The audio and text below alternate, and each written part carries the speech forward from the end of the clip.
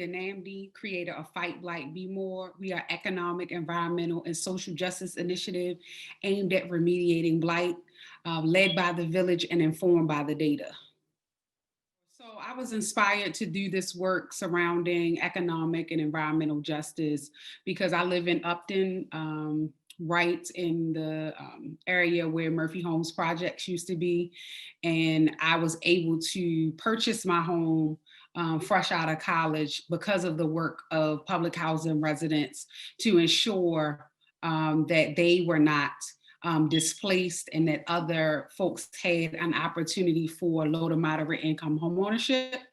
And so on Mother's Day weekend 2016, I witnessed several children just doing what children do, riding their bikes down the street, down Fremont Avenue. And there was an unsafe demolition occurring of 4 very large brownstones. And so there wasn't a gate, there wasn't any signs. There were just mounds of debris, a caterpillar, as well as some big holes where the basement used to be.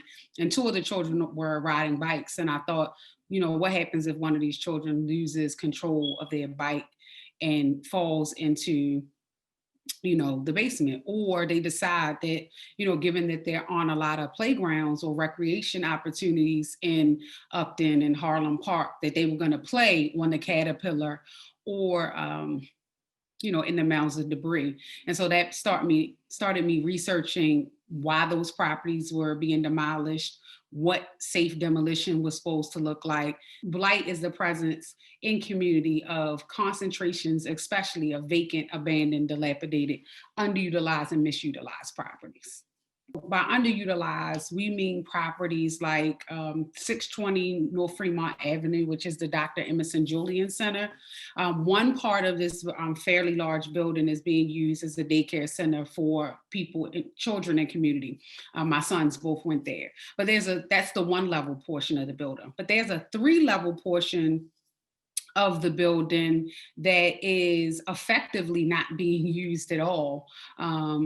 2 small offices in that 3-level building, which used to be, I think, a carpet factory, are being used for like a tenant's office for the public housing units in Heritage Crossing, which is where I live. But the rest of the building is not really being used at all. And so that is a property that is in our community that was supposed to be developed specifically for the residents of Heritage Crossing and the wider community in Harlem Park and Upton using federal funding, but the building is effectively vacant, right? Vacant, it's effective, it's underused, so it is blighted, right? It's not accessible, it's not in use, it's not providing any sort of resource or opportunity for space usage in community. So that's underutilized. If you look at the stretch of Pennsylvania Avenue from Martin Luther King Jr. Boulevard to North Avenue, you'll see no less than 5 liquor stores. But in that same area, in the wider community surrounding it, you do not see a full service grocery store at all, right? We live under food apartheid here. So how is it possible that we have that many properties being used to sell alcohol, right? Which is not a necessity, but we don't have even one full service grocery store. So those properties are being misutilized. Blight is a direct result of racism in real property policy, practice, whatever, you name it, regulation, right? Interestingly enough, in a dialogue I was having with one of my elders, Dr. Coco, she said that if a child has to walk past 29 vacant properties on the way to school, they've already failed the 1st grade. And it's not because there's anything indicative, anything wrong innately with the child's brain or the development of their brain, but the conditions under which a child will find themselves in when they're blighted starts to play on your self-esteem, because they can clearly see that other children don't live like this. So what does it say about them, right? It starts to damage their self-esteem. So that's from a sociological, socio-emotional standpoint, but also when you look at lack of access to clean water, to healthy food, to clean air. It's one of the reasons why Baltimore has such a high prevalence, like 3 times the national average of childhood asthma, right? So it does impact your it has health impacts, whether it's walking past vacant lots, which has been shown to increase your heart rate, which is a sign of chronic stress. So then when you look at the health outcomes or the life expectancy in a neighborhood like Sandtown, Winchester, it's no wonder that it is 20 years less than in Roland Park, right? Because the conditions of the buildings, the conditions of the resources that people have to access health, education, economics, jobs is much lower, right? It's a big discrepancy of those. And then when you look at economics, these neighborhoods also don't have good access to public transportation. So that makes it harder for people to get to healthcare, harder for people to get to education, and certainly harder for people to get to jobs that are going to pay them a wage that will help them even keep their home, whether it is a rental property or property that they own, in good condition.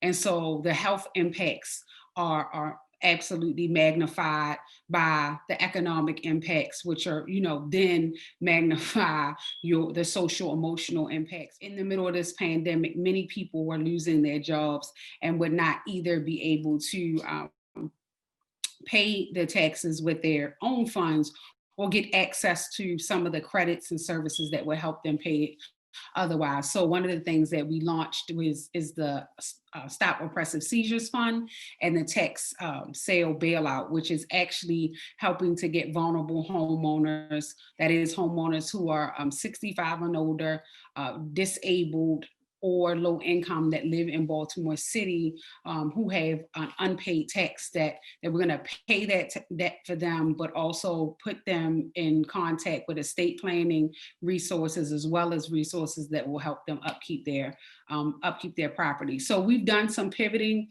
but we've still been able to move forward with things like we launched a youth-focused, community-based imagination, incubation, and innovation space in a row home back in 2018. So we continue during this process to pivot about redesigning that facility to a state-of-the-art space with 2 micro apartments and micro retail. So we've been able to do some pivoting, to do some refocusing, but we definitely see how COVID is impacting housing security. It's important that people have somewhere safe to live so that they can effectively social distance during this pandemic, but also understanding how the economic ramifications of things like 41% of Black businesses being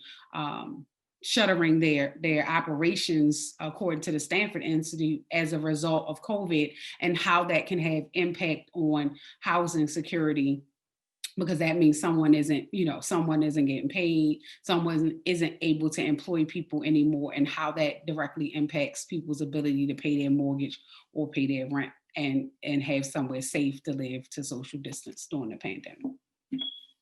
Things that the city can do, including, mandating the abolishment of like ground rent, right? Creating mechanisms by which people can get granted money to purchase the ground rent on their properties, because that is a vector for property loss. Making sure that the city has a comprehensive co-housing and co-working space policy to kind of invite people to look at housing different and look at live workspaces different, looking at them from multi-generational, even fictive kinship relationships, and how you can set up the existing housing stock to support people living together in ways that are healthy and safe. So there are a number of, whether it's fully funding the Affordable Housing Trust, whether it's establishing a land bank, there are a number of different policies that the city really should be looking at closely in order to remediating blight, making sure the demolitions are being done safely, making sure demolition is only being done as a last resort. right? We want to make sure that we keep as many of the properties that are standing, and that we are renovating and rehabilitating them and putting them back into use quickly, right? So we need to look at the processes by which the city is taking taking properties from people when they are not being, not taking care of their properties, but not just taking them and holding those properties, taking those properties and putting them back into the use of community in ways that ensure Black land and property ownership. So my greatest accomplishment was this work was my ability in 2019 to hire 8 youth workers via the Youth Works program to test the mobile application that I designed that helps people in community identify, track, and analyze data on blighted properties. It was really dope to have the young folks come and learn about software and systems development, to learn about project management, but also to learn about why their neighborhoods, many of them, look the way that they do, and how it impacts everything from education to policing. What has been the most challenging part really is working through the process of acquiring and maintaining and reporting funding to do the work, right? So grant writing, engaging in the different pitch competitions, um, writing the different reports, all of it takes away from your ability to do the work, whether it's in how the stories are being told, whether it is in the economic policy, whether it is in education.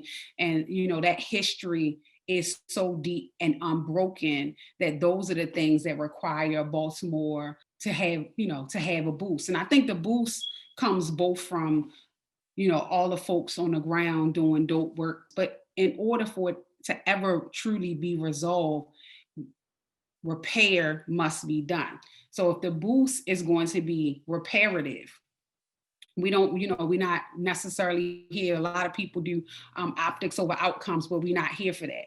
So the boost really has to be reparative and restorative policies, practices, procedures, and funding and investment. What enables me to keep the faith and stay the course? Well, one of the things is I allow myself space to quit every day. So probably once or twice, maybe 3 or 4 times every day, I really just give myself space to say, this is too much. It's too much to process. It's too many layers. It's too many threads to pull. It's too much trauma. It's too much pain. I just need to, I quit. But what makes me come back to it is this reality that I'm just here to do 2 things.